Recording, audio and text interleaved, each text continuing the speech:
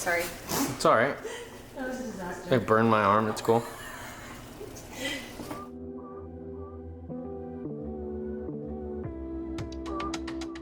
Hi, I'm Chef Regina Dahlbeck. Every year for Thanksgiving, I always get so intimidated by a huge turkey, and I usually actually mess it up. One year, I actually could not serve the turkey because it was still frozen when it was time for dinner. Anyway, I have a better idea. This year, I'm going to show you how to cook just the turkey breast. It's not a big soiree. You don't have tons of leftovers. It doesn't take hours and hours and hours to cook, or not cook in my case when it was frozen that year. Today, I'm going to show you how to cook a turkey breast in the oven with a couple sides. Simple, simple, simple, and delicious. Let's get started.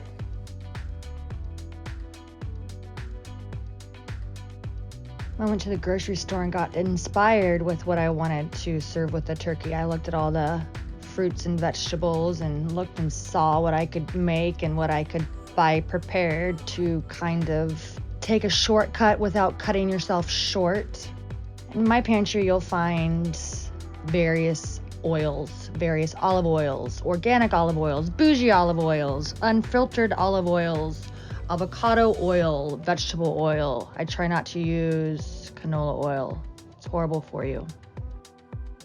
I season both sides of my turkey breast with salt, pepper, olive oil. Obviously, if you have some wicked cool family seasoning that you want to put on your turkey breast, go for it. If you want to do a barbecue style, go for it. I love my fork prongs. I use my fork prongs when I don't want to touch something like chicken breast that's raw or turkey breast that's raw, or when I'm breading something and I have to stick it in egg yolks and then breadcrumbs. I like to use my fork prongs. I use a bougie olive oil that I got at one of my favorite markets called Italy.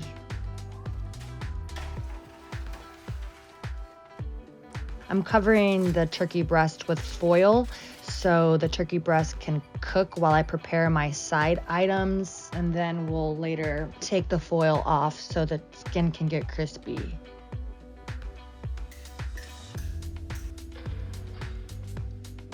Haha, twisting, turning, tossing around. If I could get the carrot tops off, I'm gonna save some for a garnish and throw the rest in my compost. As you can see, my man hands are quick to peel the parsnips and the carrots into my compost. So proud of my compost trash.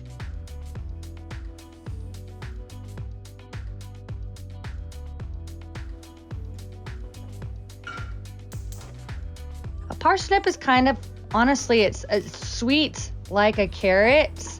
It's kind of a cross between a potato and a carrot.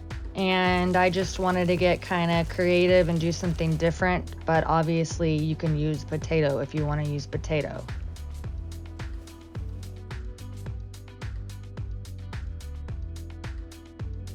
All right, so our goal for this turkey breast is to get an internal temperature of 165 so nobody dies of salmonella. I just now thought of adding water to this. You can add chicken stock if you want, but I add water to all the pan drippings in order to create more of a gravy, which is one of my favorite words and one of my favorite delicious things ever on the planet. I'm cutting these carrots down because I could not find any carrots that were smaller at the grocery store. This garlic is from my garden mate. She gave me a fresh head of garlic.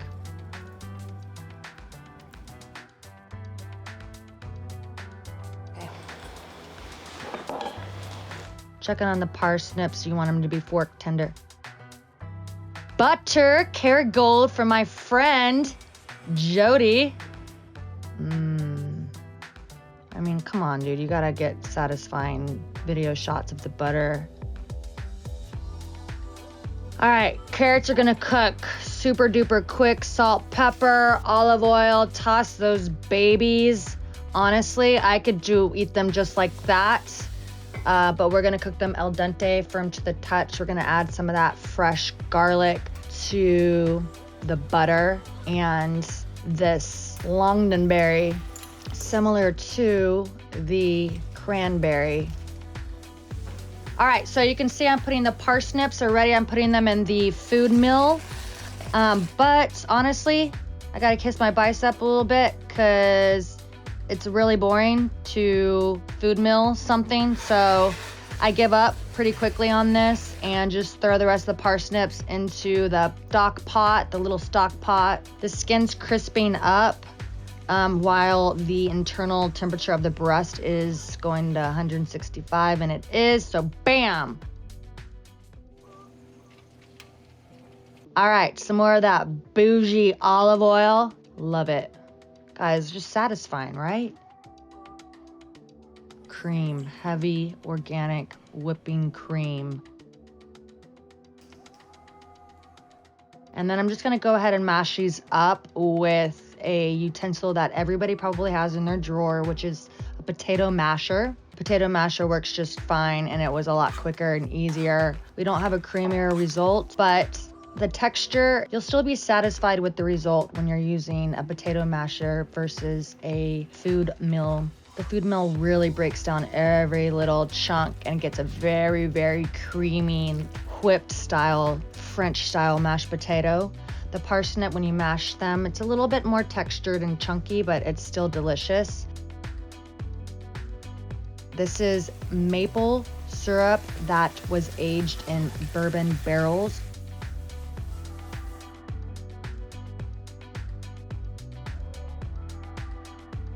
Yum, delicious, juicy turkey. It sat for about 20 minutes and rested before I sliced it. My saying is it's fine to have a room temperature turkey that's juicy than a piping hot turkey breast that is dry. Those pan drippings really help, but the dryness of a turkey is no fun to try to choke that down. You can clearly see that this breast is large and in charge and serves probably more than 2 people. But if you only have 2 people at your house, you can put some in a turkey sandwich the next day, a turkey wrap, okay? But if you're like me, I like leftovers about 2 times after the meal. And then I gotta call it, dude. I can't eat leftovers for like 3 or 4 days. So this is kind of what is inspired behind that, is cooking a smaller portion of everything so you don't have all these leftovers in containers and trash, and you can't use your fridge for anything else. Packed full of stuff, and you just get in a fight because you can't fit anything in there, and then the whole house is upset. And okay, I took it too far, but you get my point. Every year when the holidays come around, especially when Thanksgiving comes around, I really like to reflect all the years, all the Thanksgivings I had growing up, and what did I do, and where was I, and who was I with, and what am I thankful for this year, and how have I grown from last year, tons of stuff. And you know, when I was growing up, we'd always go to my cousin's house and they'd cook this huge dinner, and it was this all-day event, and it was great. And that slowly trickled away and things changed, and my mom was in charge of cooking Thanksgiving dinner in high school.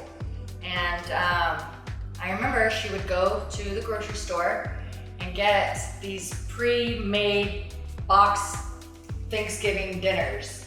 They had mashed potatoes and gravy and all this stuff. The turkey was like par cooked, and it only took a couple hours to cook, and we did that, and it was kind of like this tradition.